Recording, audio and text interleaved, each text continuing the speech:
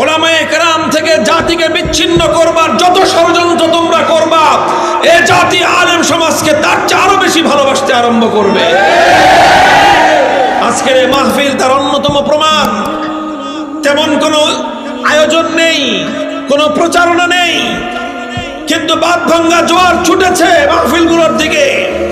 কোরআনের মাহফিলগুলো ইনশাআল্লাহ এবছর আমার ধারণা প্রতিটি মাহফিলে আগের চেয়ে আরো বেশি জনশক্তির উপস্থিতি হবে।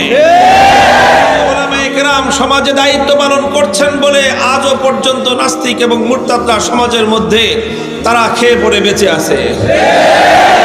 ওলামায়ে কেরাম দায়িত্ব পালন করছেন বলে সমাজটার মধ্যে এখনো পর্যন্ত মানুষ বেঁচে থাকবার মতো, মানুষ বসবাস করবার মতো অনুকূল পরিবেশ কায়েম রয়েছে। আলেমদের এই সকল ভূমিকাগুলি যদি না থাকতো, সমাজ বিনির্মাণে